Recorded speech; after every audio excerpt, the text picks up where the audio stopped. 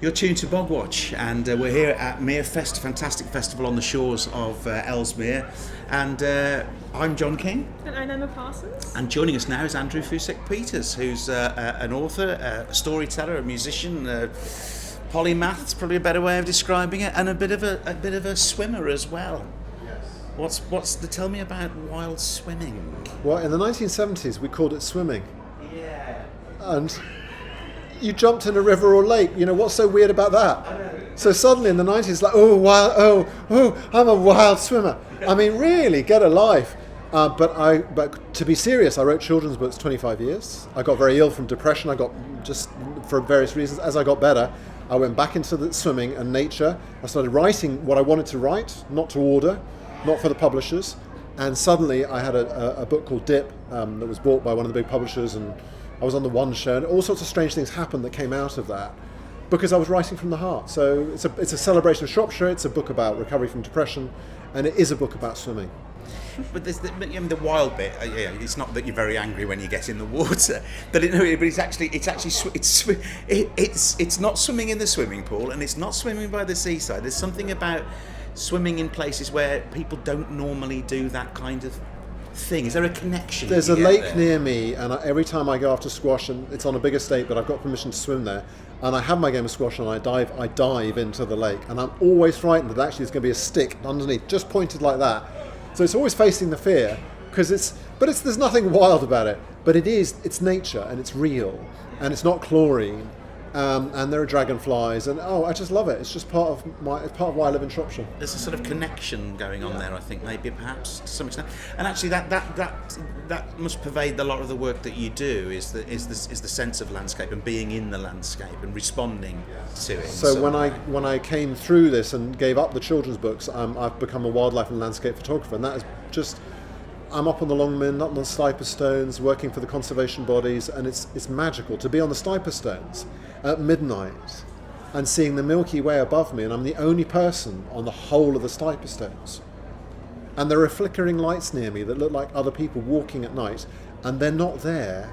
And I go down, and you get mirages at night where car lights from 40 miles away can appear to be 25 yards away. So it was strange but amazing, yeah.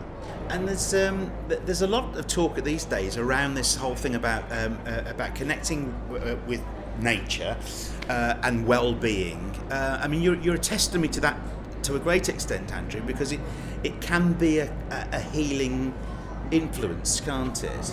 I think the thing is, if you're looking in front of you at a red grouse or a windchat, or you're diving into a river, you can't feel depressed about the world at that moment because you're just focused, you're in the moment, you're not in your head. So there is something quite, not of itself, trust me, with illnesses, people need to go and get the professional help they need to get, and I needed to do that. But as part of the process, absolutely, going in the river behind Clun Castle on a summer's day where my kids made dams when they were younger and jumped in the water with me, that is kind of spiritual, yeah. So now you're capturing moments of that experience. How do you tune to that? How do you say, well, I'm used to sort of wandering through and just absorbing it all, but now I'm going to capture a moment, one fleeting frame? That's focus, technique, skill, years of practice squeezed into months, as it were. And I've just learnt a lot from other people, and you work very hard, and you go to places where you know certain species are at certain times of year, at certain times of day or night, in the hope that something might happen. 9 times out of 10 it doesn't, but the 10th time is the reason why I now do books, and I write and I photograph for the national papers, and I work for all these different places. So preparedness is and an expectation of what you might see, but clearly you're going to be surprised sometimes. Yes. And a lot of times you go out for one species or one thing, and actually something else entirely unexpected happens. I go out for the cuckoos, and the hobby flies right past me, or the sparrowhawk is on the ledge literally 10 feet away from me. So you think, it's the thing I want is the cuckoo, but you've got to go with the thing that is happening. Yeah, take it while seize the moment, so to speak. And do you feel a sort of in any way sort of an interloper in that kind of thing, going into these wild spaces? No, because you're walking in, and what I feel is an honoured guest, and the wildlife understands that about me.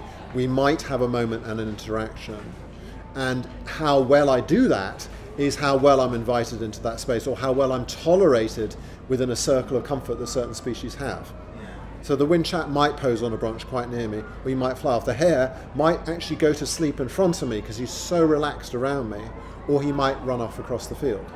I suppose it's not imposing yourself on the landscape. It's just feeling like you've been invited in, albeit temporarily. Yeah. Thank God temporarily, because I want to go home and I want to watch The Good Wife box set with my wife and have a steak stew that I've cooked. I don't really want to bivvy up on top of the Longman for 6 months just to get the incredibly rare worm that nobody's ever seen before, and Chris Packham just to get, oh, Andy, we must. Oh, well, stop now. I could improv on that Work-life one. balance, I think they call it. Yeah, that's what it's called. Andrew, thanks very much indeed Pleasure. for joining us today.